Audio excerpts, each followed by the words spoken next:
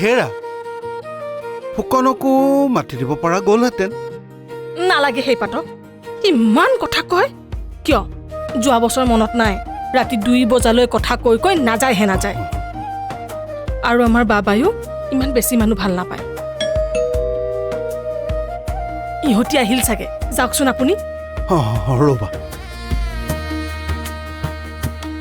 বহা।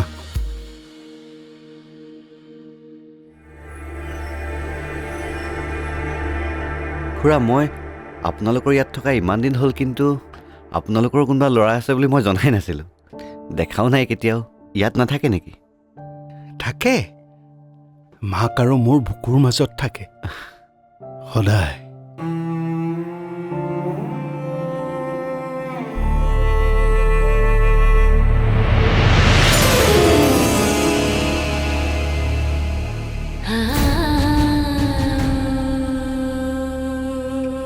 এনেদৰে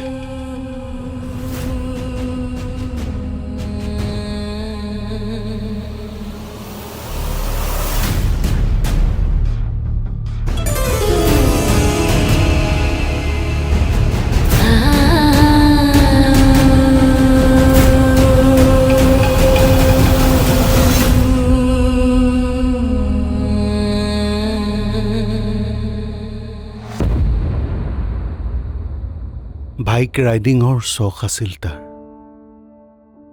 মাকৰ বহুত ভয়, এটাই ল'ৰা, মাটিত থলে পৰুৱাই খাব, মূৰত ললে অকণিয়ে খাব।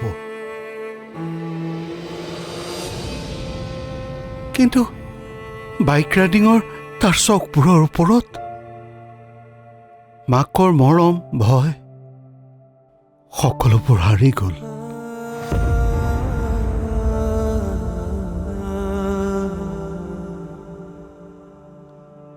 এখন বাইক কিনি দিলোঁ সি বিচৰাৰ মতে। তাৰ ভীষণ ফূৰ্তি।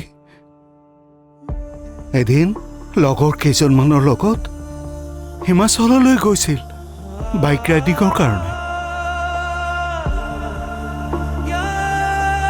যি গ'লেই আৰু উভতি নাহিল।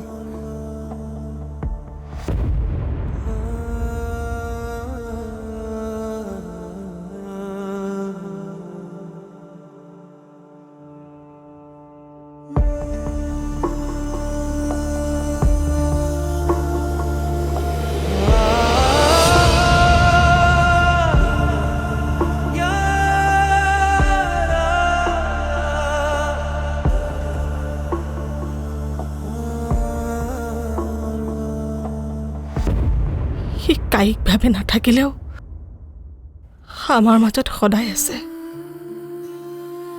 সি যিদৰে ভাল পায় ঠিক সেইদৰে আমি থাকোঁ। সি বিচৰা ধৰণে তাৰ জন্মদিন উদযাপন কৰোঁ। সি আছে আমাৰ মাজত, থাকিব সদায়।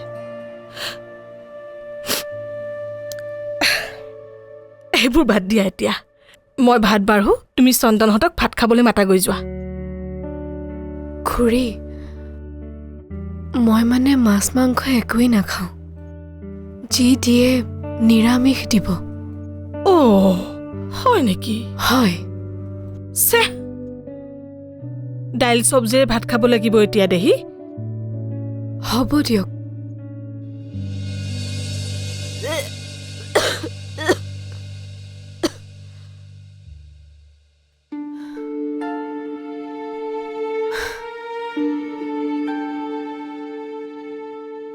তুমি নাখাওঁ বুলি কৈ দিব লাগিছিল। ময়ো খুৰাৰ লগত চাদলৈ গুচি গ'লোঁ নহয়। মাছ মাংস নাখাওঁ বুলিয়ে ক'লোঁ, কিন্তু একো নাখাওঁ বুলি ক'লে তেওঁলোকে কি ভাবিব? কিন্তু এতিয়া যে তোমাৰ কষ্ট হৈছে। কষ্ট?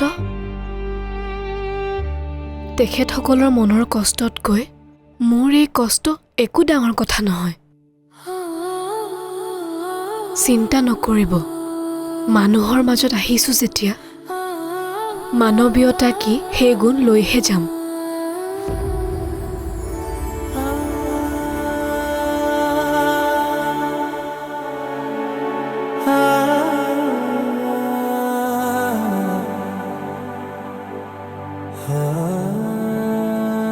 তুমি কি লৈ যাবা কুঁৱৰী?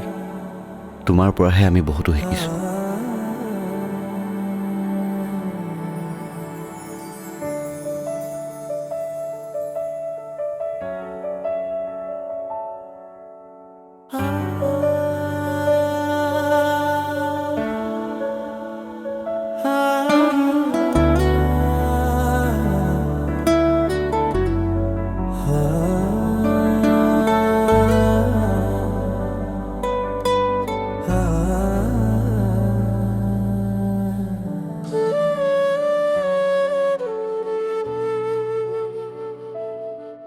কাহিনীৰ দৰে ভাল লগা আপুনিও মোৰ বাবে। আপুনি লেখক বাবে অনুভৱবোৰ লিখিব পাৰে। মই পঢ়ুৱৈ, সেয়েহে পঢ়িব পাৰোঁ, বুজাই ক'ব নোৱাৰোঁ। একেই।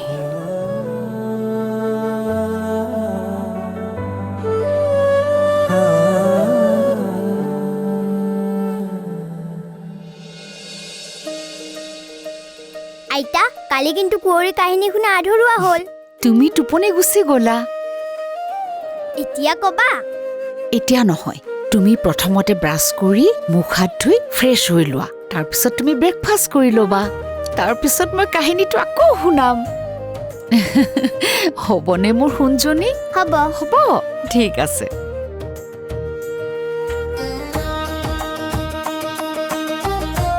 এতিয়া কোৱা। কালি বাৰু আমি ক'ত এৰিছিলোঁ? ক'ত এৰিছিলোঁ? অঁ, পাই গ'লোঁ।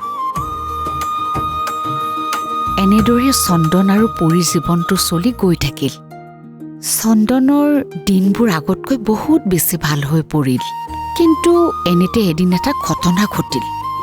চন্দনৰ মাক মানে ভাড়াঘৰটোত হঠাতে আহি ওলাল। আইতা, এক মিনিট। চন্দনৰ মাক মানে? যদি মই চন্দনক দেউতা বুলি ভাবি লওঁ, তেন্তে চন্দনৰ মাকক তুমি বুলি ভাবি লওঁ। ঠিক আছে গোসানী, তুমি মই বুলি ভাবি ল'বা। Okay. হ'ব। এনেদৰেই চন্দন আৰু কুঁৱৰীয়ে সিহঁতৰ জীৱনটো চলাই গৈ থাকিল।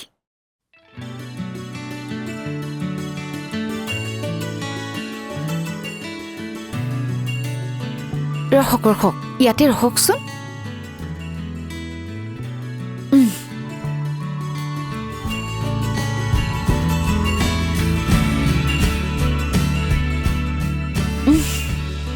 কিমান ভাড়া হ'ল? 150 টকা। কি 150 টকা? এইটো দিবই লাগিব। এইটো ৰাস্তাত দেখোন মই কিমান অহা যোৱা কৰি এইটো থাকোঁ। জেনুইন ভাড়া বাইদেউ। ঠিক আছে। আমি বেছি নলওঁতো বাইদেউ। ইমান কথা সুধি থাকিব নালাগে। হ'ব। 150 টকাই ৰাখা। উফ ৰাম, আচৰিত কাণ্ড দেই। লোৱা। অহ, আজিতো বন্ধৰ বাৰ হৈ গ'ল ন। এটা কাম কৰিব, আপুনি কাইলৈ খালি মোক যেনে তেনে হ'লেও কামখিনি কৰি দিব দেই। ঠিক আছে দিয়ক, মই আপোনাক পাছত কথা পাতি আছোঁ।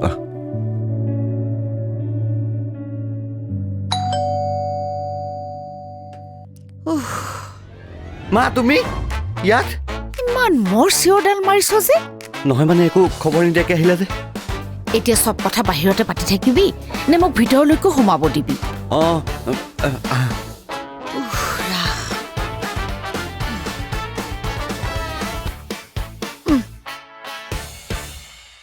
এই ৰাতিপুৱাৰ পৰা তোক ফোন কৰি আছো, ফোনটো নেলাগে। বাছত উঠাৰ পিছত মোৰ আকৌ সেই ফোনডাল বেয়াই হৈ থাকিল নহয়। দে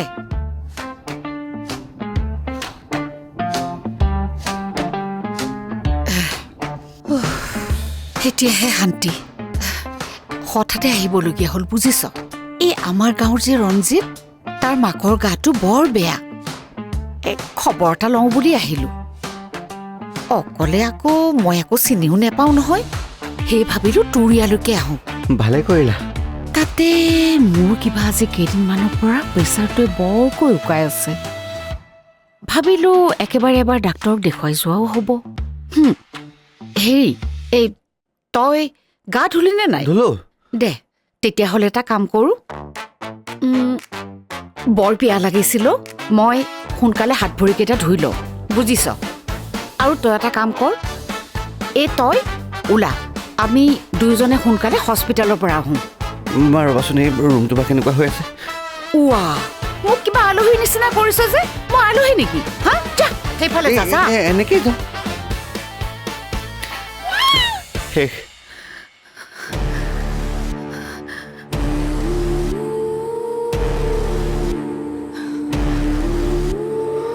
মা মানে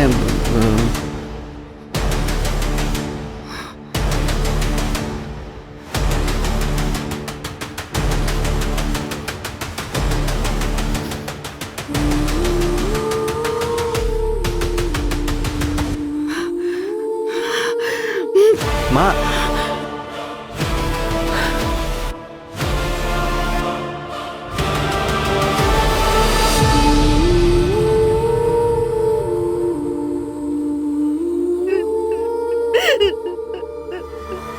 মা শুনাচোন।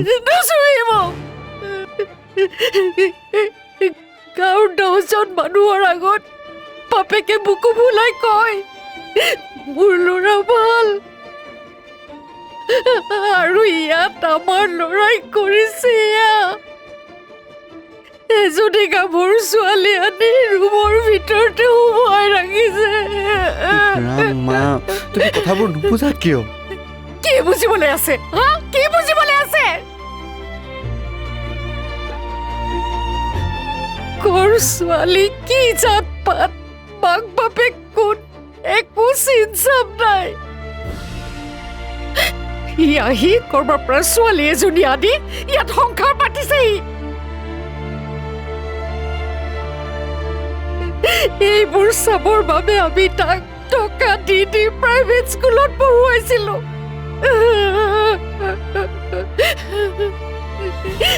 এইবোৰে শিকিলি তই? উহ ৰাম, শুনা না, তুমি কথাবোৰতো শুনি লোৱা। অকল নিজৰখিনিয়ে কৈ আছা, মোৰখিনি নুশুনাই তুমি। কি শুনিবলৈ আছে? হা, তোৰ কথা কি শুনিবলৈ আছে? নহয় মানে তাই আৰু মোৰ মাজত একো সম্পৰ্ক নাই নহয়। তাই ৰুবুলৰ ভনীয়েকে। কি?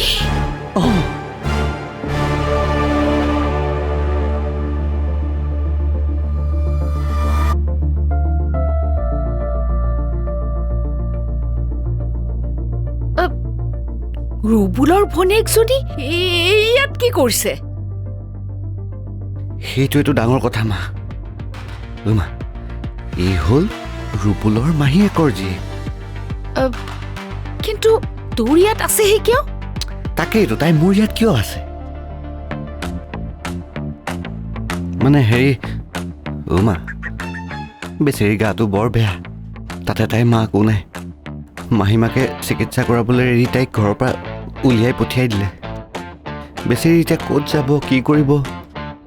তাতে তাই ৰুবুলক ফোন কৰিলে, আৰু ৰুবুলে মোক ফোন কৰি মোৰ ইয়াতে ৰখাৰ কথা ক'লে। আৰু কিন্তু ৰুবুলৰ ঘৰত নাৰাখি তোৰ ইয়াত কিয় ৰাখিছে? ৰুবুলৰ মাকে দেখিবই নোৱাৰে। মানে ৰুবুলৰ মাহীয়েক, মানে ৰুবুলৰ মাকৰ ভনীয়েক, মানে ৰুবুলৰ মাহীয়েক এইকাৰণে মৰা বুলি মাকে ভাবিব ল'লে। সেইকাৰণে তাইক কুলক্ষণীয়া বুলি ভাবে। বেচেৰা ৰুবুলেনো কৰিব কি? হাজাৰ হ'লেও তাৰ ভনীয়েকে ন মা।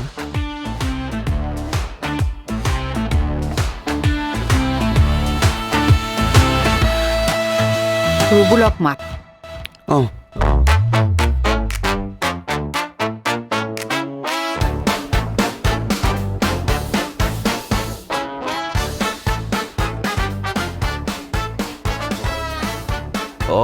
ৰুবুল, হেৰি মা আহিছিলে, তোক এপাক মাতিছে, তই আহিবিচোন।